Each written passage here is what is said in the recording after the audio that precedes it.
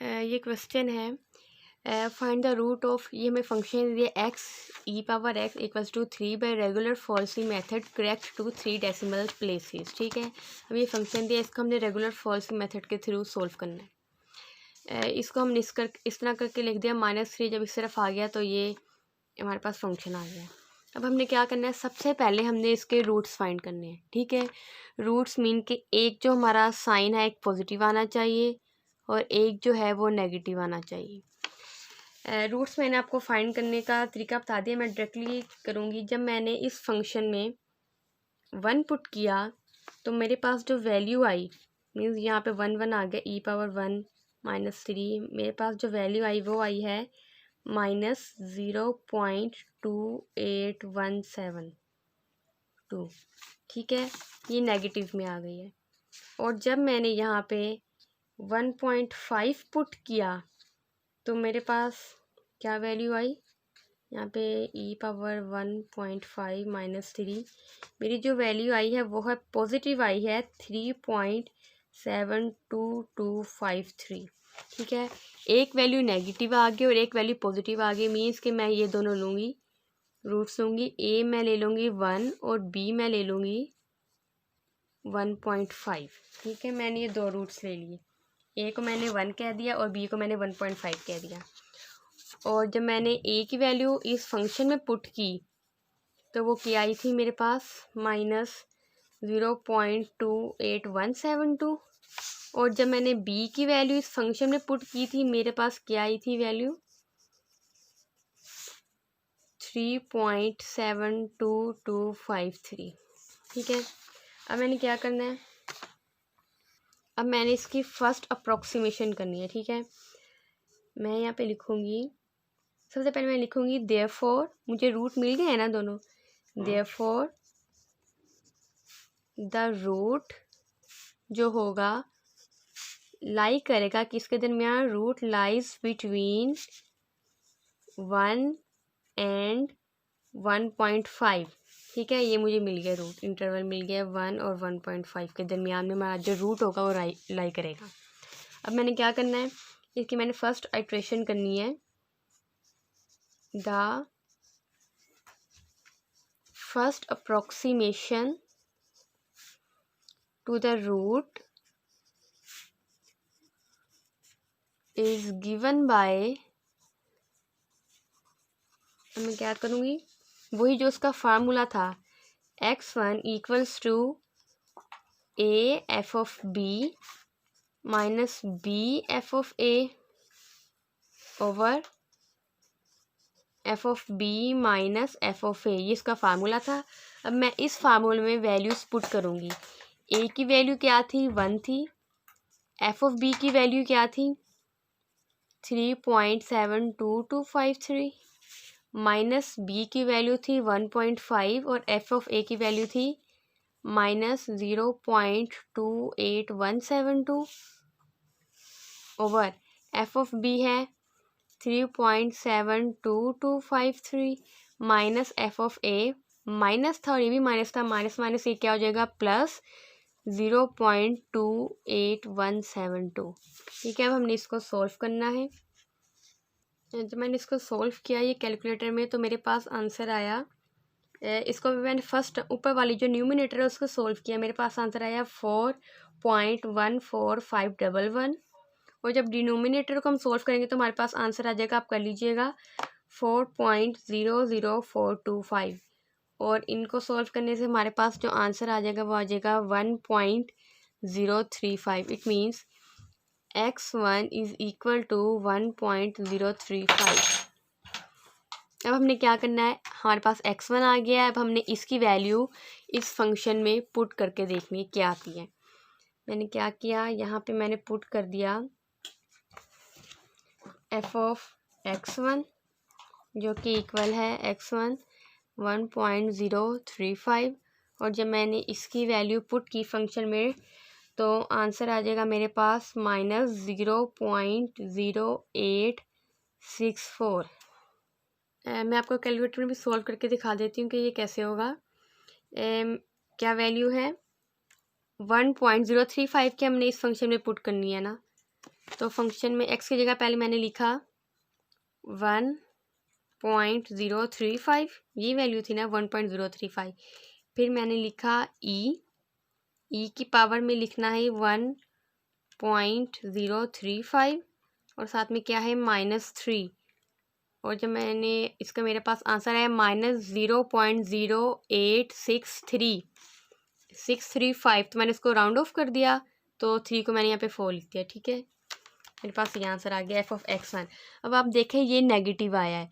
अब पहले हमारे पास नेगेटिव में क्या आंसर था, ये a को पुट करने से हमारे पास आंसर आया था नेगेटिव में। अब हम f(a) मीन्स a को रिप्लेस कर देंगे x1 से। ठीक है, अब हमारे पास न्यू रूट आ गया, मीन्स के जो इंटरवल अब हमारे पास जो होगा वो लाई करेगा।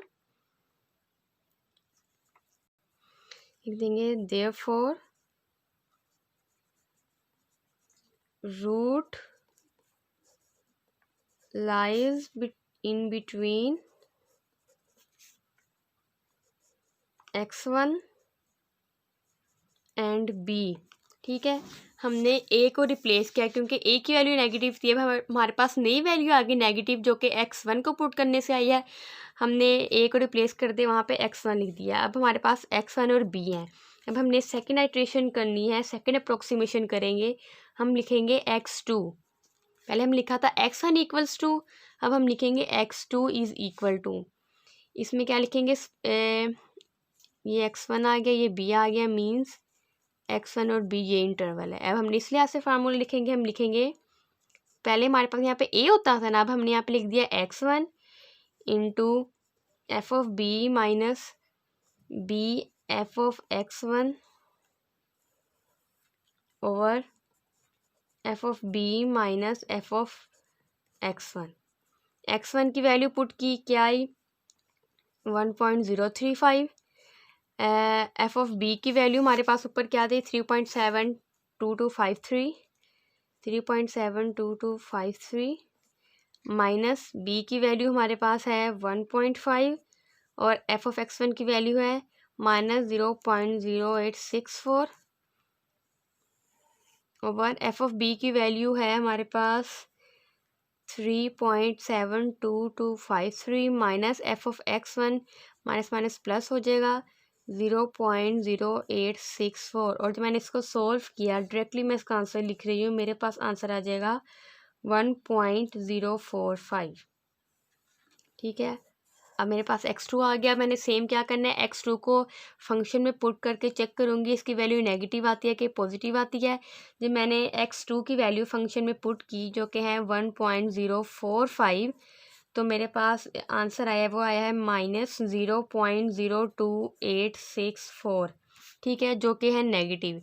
अब मैंने क्या करना है, पिछली नेगेटिव वैल्यू को रिप्लेस कर दूंगी। पिछली नेगेटिव वैल्यू थी x1, तो मैंने अब x1 को रिप्लेस किया, तो मीन्स मेरे पास न्यू इंटरवल आ गया x2 और b।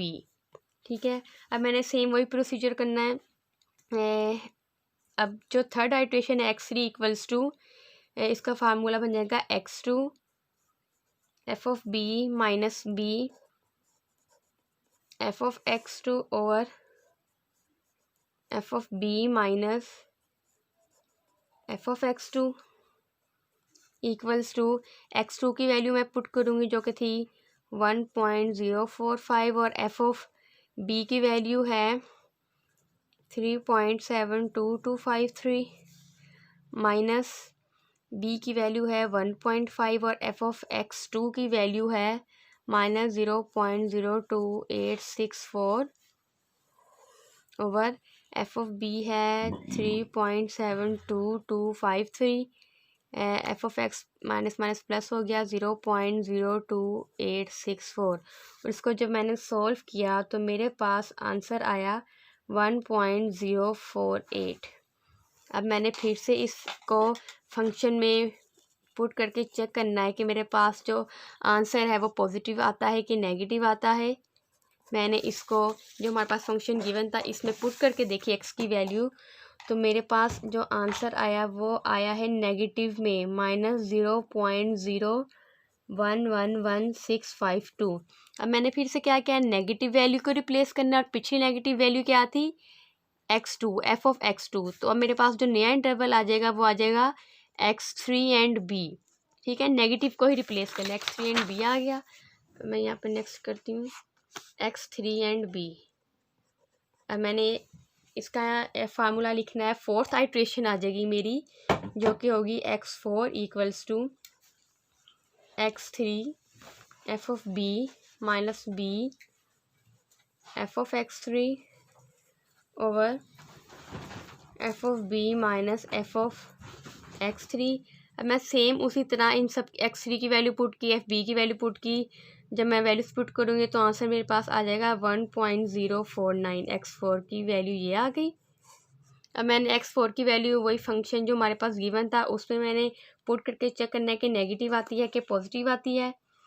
तो जब मैंने चेक किया तो मेरे पास आंसर आया माइनस, अब देखें जब मैंने फंक्शन की वैल्यूज में पुट की तो मेरे पास आया -5.320 जो भी आया इंटू 10⁻³ मैं इसको लिखूँगी यहाँ पे -5.32015 इंटू 10⁻³ अब ये क्या है, नेगेटिव है। ठीक है, मीन्स पिछले नेगेटिव को मैं रिप्लेस करूँगी जो कि थी x3 की वैल्यू जब हमने फंक्शन में पुट की तो वो नेगेटिव आई थी ना। अब हमारे पास नई नेगेटिव वैल्यू आ गई x4, तो मीन्स हमारा जो न्यू इंटरवल आया वो आएगा x4 और b। अब मैंने फिफ्थ आइट्रेशन करनी है और इसका फार्मूला क्या आएगा, x4 f of b minus b f of x4 over f of b minus f of x4। और इसको जब मैं सॉल्व करूँगी तो मेरे पास आंसर आ जाएगा 1.0496। ये मेरा आंसर आया। अच्छा, पहले हम क्वेश्चन पढ़े। हमें क्वेश्चन क्या दिया हुआ था, find the root of this function by regular falsi method correct to 3 decimal places. Means के फंक्शन के पॉइंट के बाद 3 डेसिमल प्लेसेस जो है अगर वो हमारी मैच हो जाए तो हमने हमारी पाइट्रेशन स्टॉप कर देनी। आप देख सकते हैं यहाँ पे हमारी जो 3 डेसिमल प्लेसेस है 1.049 और यहाँ पे भी 1.049 ये मैच हो गई है ना, तो हम यहाँ पे इसको स्टॉप कर सकते हैं इसी वक्त, क्योंकि हमारा ये 3 डेसिमल प्लेसेस तक करेक्ट आ गया आंसर। और अगर हम इसको नेक्स्ट करें स्कूल, हमारे पास क्या आंसर रहेगा, नेक्स्ट हम कर सकते हैं। वैसे तो हम यहाँ भी स्टॉप कर सकते हैं, लेकिन इन केस अगर हम नेक्स्ट इसको सॉल्व करें तो क्या आएगा, x5 है। x5 को हमने क्या किया, फंक्शन में जब पुट किया तो आंसर हमारे पास आएगा, x5 को पुट करने से आंसर आएगा -1.8089 इंटू 10⁻³ और जो कि नेगेटिव है। फिर नेक्स्ट 4 को रिप्लेस किया, जब हम 6 आइट्रेशन करेंगे ना उसका आंसर हमारे पास आएगा 1.0498। ये आंसर आएगा। देखिए ये भी मैच हो रहा है, तो हम कह देंगे देयरफॉर